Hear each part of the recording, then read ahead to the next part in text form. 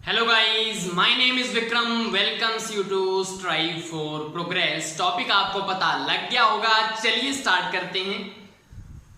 वर्गमूल विधि। वर्गमूल विधि करना क्यों जरूरी है? क्योंकि क्वेश्चंस आपके ऐसे आएंगे जिसके लिए आपको वर्गमूल विधि आनी चाहिए। तो सीखते हैं इसको कैसे करते हैं। जैसे सबसे पहले आपका 529 का आपको स्क्वायर रूट फाइंड करना है। तो वर्गमूल विधि से कैसे होगा? तो सबसे पहले आप यहाँ पे 529 लिखें।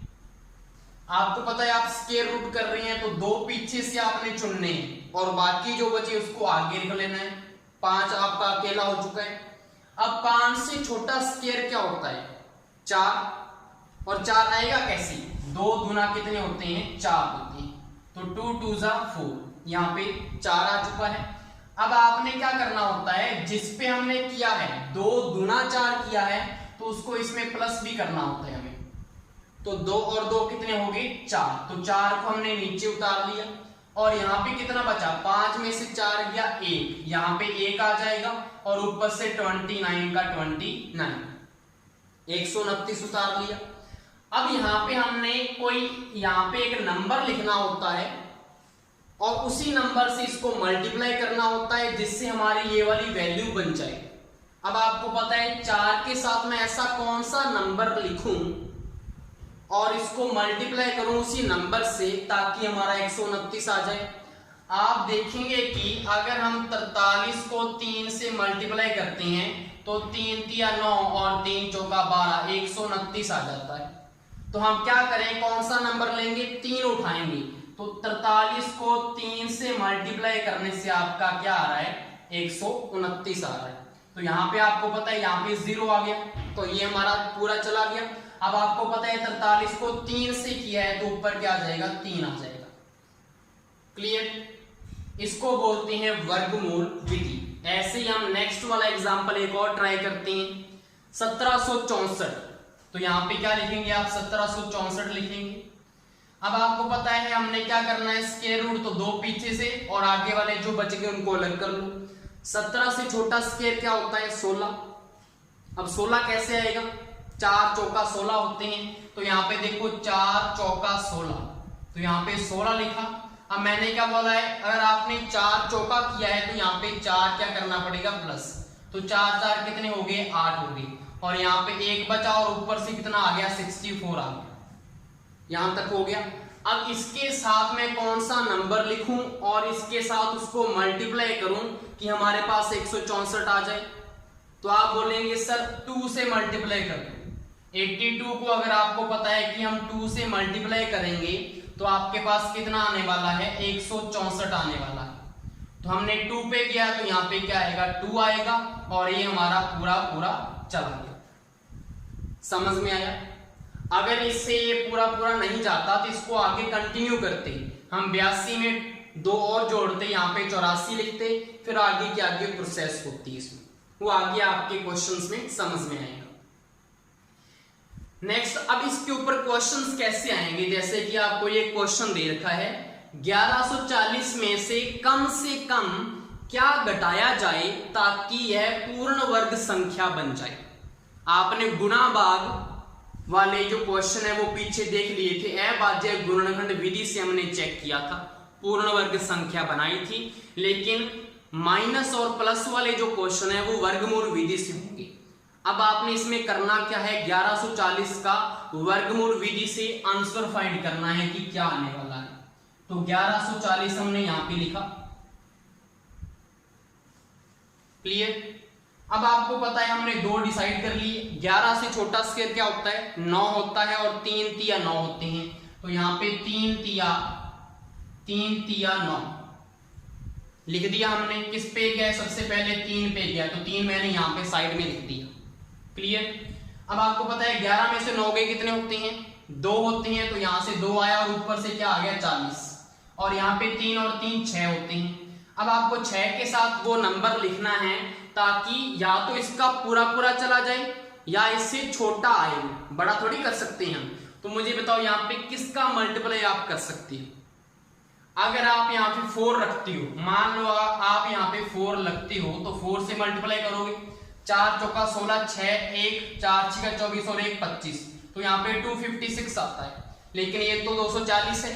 तो आपको यहाँ से पता लग गया होगा कि हमने 63 को 3 से मल्टीप्लाई करना है। तो 3 3 9 3 6 18 189।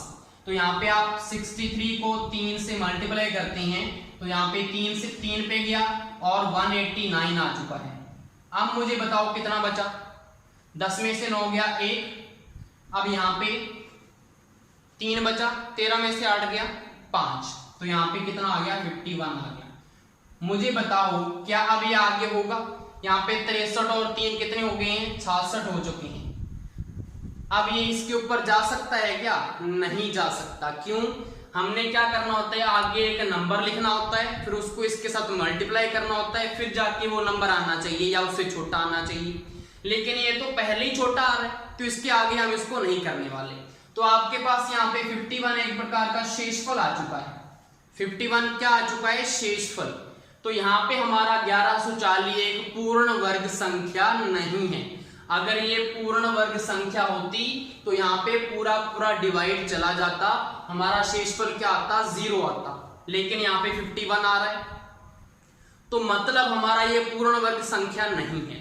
तो इसने वही तो बोला है कि 1140 में हम कम से कम क्या घटाएं कि वो पूर्ण वर्ग संख्या बन जाए। तो हम क्या घटाएंगे, जो शेषफल बचा है। आप सोचोगे कि अगर हम 51 को अगर यहां से कैंसिल कर दें, 51 को कैंसिल करने का मतलब यहाँ पे अगर 0 लाना चाहें तो 51 को ही तो माइनस करना पड़ेगा ना। तो 51 ही इसका क्या होगा, आंसर आएगा। सिंपली आपको क्या करना है, 1140 में से 51 अगर आपने माइनस कर दिया तो वो आपकी एक पूर्ण वर्ग संख्या बन जाएगी। अगर इसका क्वेश्चन ये भी पूछ ले कि वो पूर्ण वर्ग संख्या बताओ हमें, तो आप क्या करेंगे, माइनस करके बता दो उनको। 1140 में से 10 में से 1 गया 9 होते हैं, 13 में से 5 गया कितने होते हैं, 8 होते हैं। यहां तक हो गया। उसके बाद यहाँ पे क्या आएगा, 0 आएगा, और यहाँ पे कितना आएगा, 1 आएगा। अब मुझे बताओ 1089 एक पूर्ण वर्ग संख्या है या नहीं है। कैसे चेक करेंगे इसको, पूर्ण वर्ग संख्या है, कोई आइडिया है आपको। हमने एक बिजांग किया था, अगर आपको याद हो, इसका क्या हम बिजांग फाइंड करके इसको चेक कर सकते हैं, बिल्कुल चेक कर सकते हैं। बिजांग क्या था हमारा, पीछे वाली वीडियो में चेक करना। इन सभी अंकों का योग करना है। 9 और 8 कितने होते हैं, 17, 17 और 0 17 ही रहेगा, 17 और 1 18, 18 आ गया। अभी भी आपका बिजांक नहीं आया।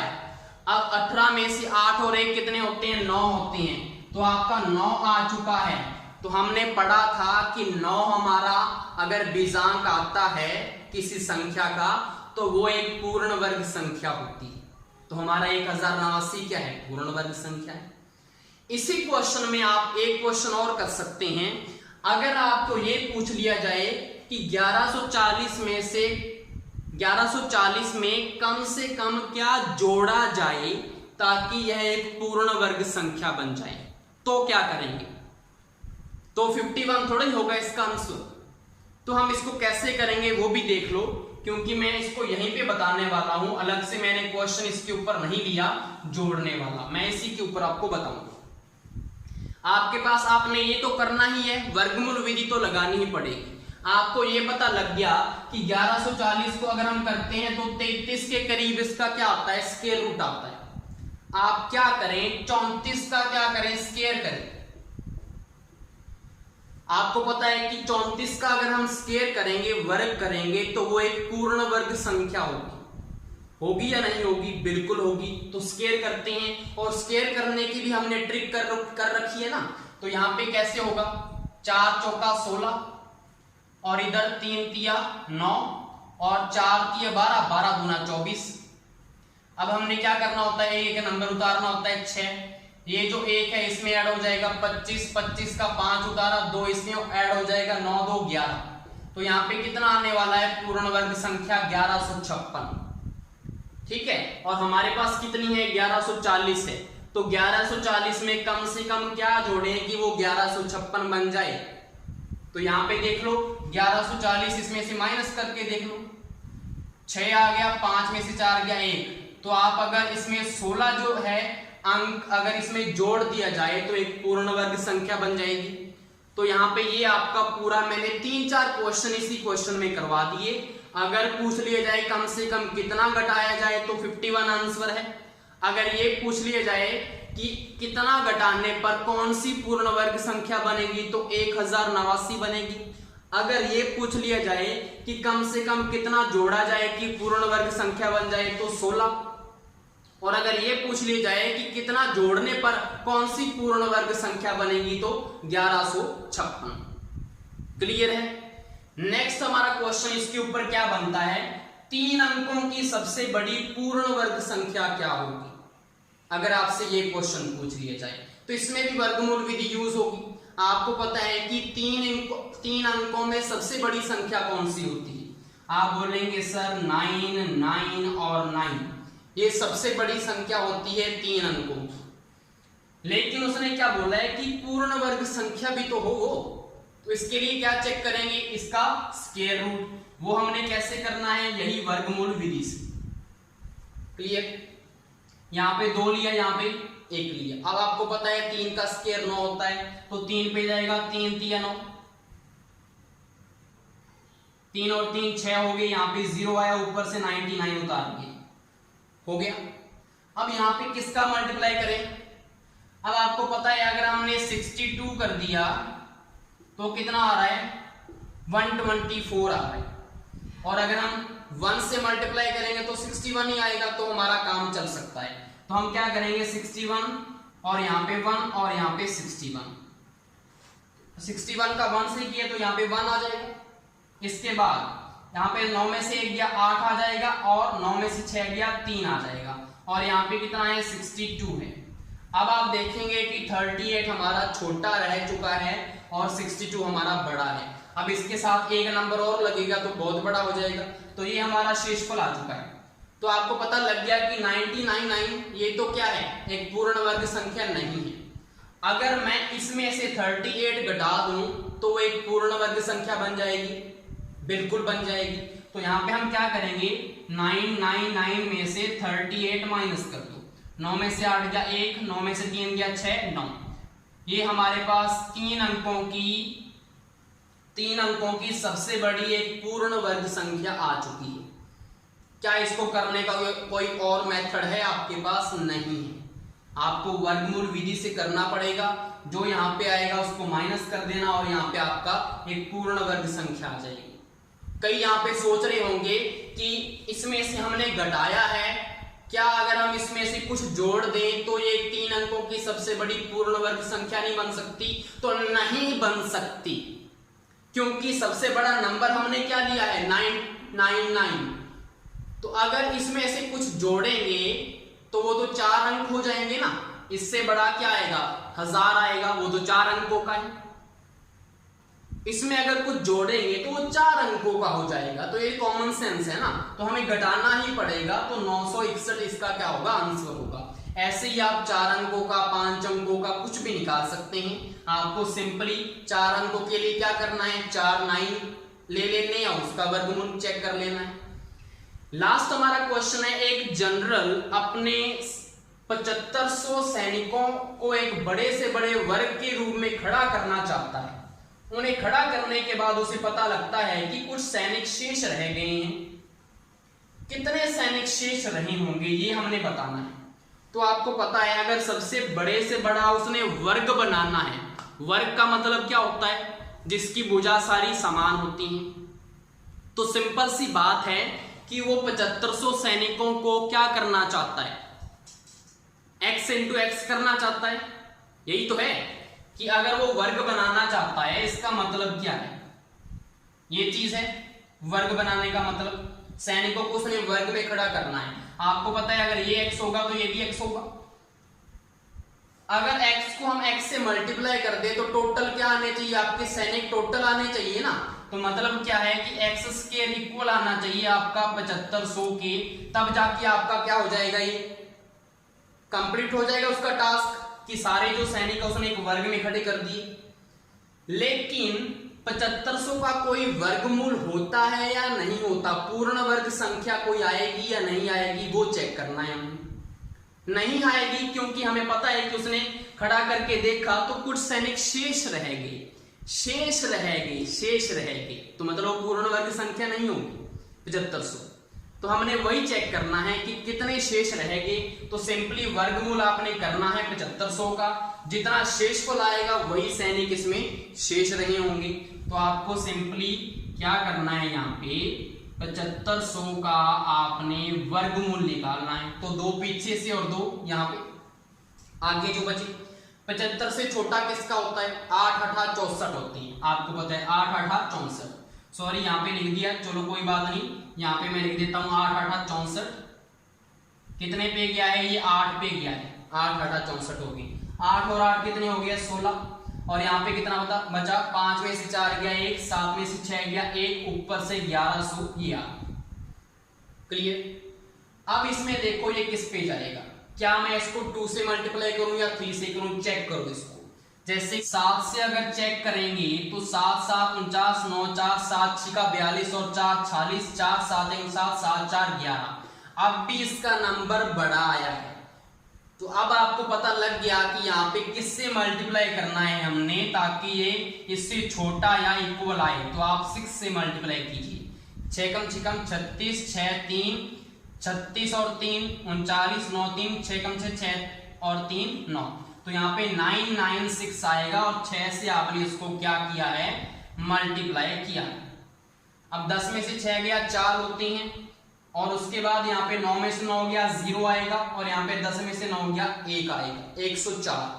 अब यहाँ पे आपने 6 से किया था इसको, तो यहाँ पे कितना आएगा, 6 और 6 12, दुआ 1 172। अब आगे एक अंक और आना है, तो यहाँ पे छोटा रह गया, तो ये आपका क्या आएगा, यहाँ पे शेषफल आ गया।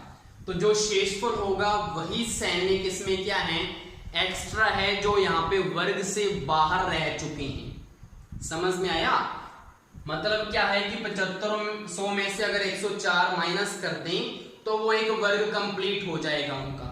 तो इसका आंसर 104 होगा कि 104 सैनिक शेष रहे होंगे। नेक्स्ट हमारा क्वेश्चन है 8 12 15 से विभाजित सबसे छोटी पूर्ण वर्ग संख्या ज्ञात कीजिए। अगर ऐसा क्वेश्चन आ जाए तो उसको आपने कैसे सॉल्व करना है, जैसे आप वहां पे अभाज्य गुणनखंड विधि में करते थे वैसे ही हमने इसको सॉल्व करना है, लेकिन थोड़ा फर्क है। कैसे, आपको सबसे पहले तो अभाज्य संख्या से इसको स्टार्ट करना है। आपको पता है अभाज्य संख्या सबसे छोटी कौन सी है, 2, तो 2 से इसको स्टार्ट करेंगे।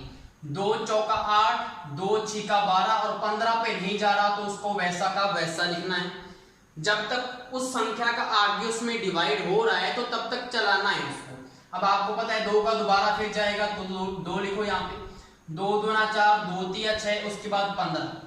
अब भी 2 का जा रहा है, जब तक 1 का भी ना जाए तब तक करते रहना है। 2 एकम 2 3 15। अब आपको पता है 2 का नहीं जाएगा, अब किसका जाएगा, उसके बाद बड़ी अभाज्य संख्या 3 है, तो यहाँ पे 3 लगाएंगे। 1 का 1, 3 एकम 3, 3 5 15। अब आपको पता है 3 का नहीं जा रहा, अब किसका जाएगा, 5 का जाएगा लास्ट। तो यहाँ पे 1 1 5 एकम 5। उसके बाद आपको पता ही है कि 1 का चला जाएगा, सभी में 1 1 1 आता रहेगा।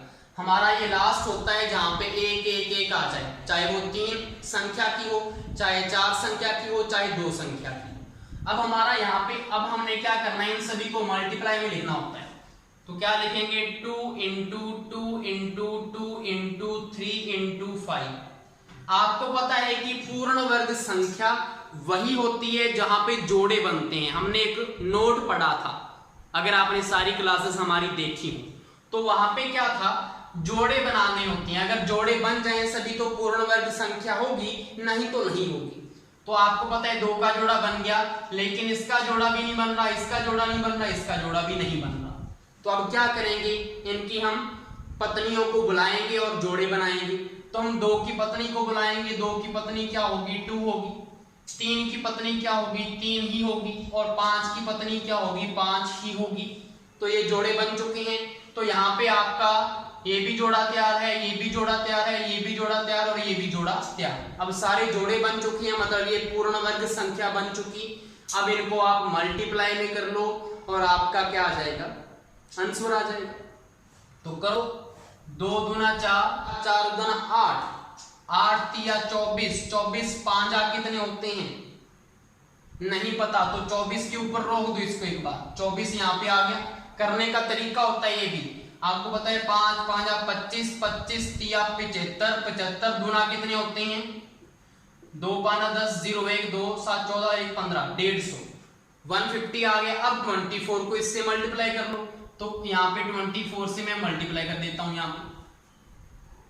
लेकिन आप बोलेंगे सर ऐसे कैसे मल्टीप्लाई कर लियो, तो 24 को 15 से कर लो बेटा, तो 5 चौका 20, 0 2, 5 दूना 10 और 2 12, और यहाँ पे 24 एकम 24 ही आ जाएगा, 0 4 और 2 6, 2 और 1 3, तो यहाँ पे कितना आ गया 360। लेकिन ये वाली 0 भी तो है, तो यहाँ पे 3600 इसका क्या होगा, राइट आंसर होगा। पता लगा कैसे करना है। नेक्स्ट हमारा सिंपल सा क्वेश्चन मैंने लेके आया हूं आपको, ऐसा भी क्वेश्चन आ जाता है 1 + x/25 का रूट इक्वल टू 6/5 है, तो x की वैल्यू बतानी है। तो सिंपली यहाँ पे रूट को हटाओ, इधर क्या हो जाएगा स्क्वायर हो जाएगा, तो यहाँ पे क्या आएगा 1 + x/25 इक्वल टू 36/25 आ जाएगा यहाँ पे। अब आपको पता है यहाँ पे 1 प्लस का इस वाले की साइड में ले जाओ, तो यहाँ से हटा जाएंगे, हटा दिए भाई हमने। तो यहाँ पे पता है कि 25 एलसीएम आने वाला है, तो अगर 25 एलसीएम आएगा तो यहाँ पे 25 लिख सकते हैं, ऐसे आ जाएगा। अब 25 को 25 से आपको पता है काट देंगे, तो 36 में से 25 के कितने होते हैं 11, तो x की वैल्यू कितनी आ जाएगी 11 आ जाएगी। इतना सिंपल आंसर है, एक लाइन में हमने इसका आंसर कर दिया। उसके बाद एक इंपॉर्टेंट चीज जो मैं आपके लिए लेके आया हूं, यदि x एक पूर्ण वर्ग संख्या है तो यहां पे एक फॉर्मूला आपको ध्यान में रखना है, x ± y का रूट इक्वल होता है √x ± y/2√x के। ये आपके काम कहां पे आएगा, इन वाली संख्याओं का अगर हमने स्क्वायर रूट फाइंड करना है। आपको पता है 24 का रूट हमें नहीं पता, 11 का रूट हमें नहीं पता, 3 का रूट हमें नहीं पता, ऐसी बहुत सी संख्याएं हैं जो पूर्ण वर्ग संख्या नहीं है, तो उसका रूट कैसे फाइंड करेंगे, तो उसका सिंपल एक फॉर्मूला है, x एक पूर्ण वर्ग संख्या होना चाहिए।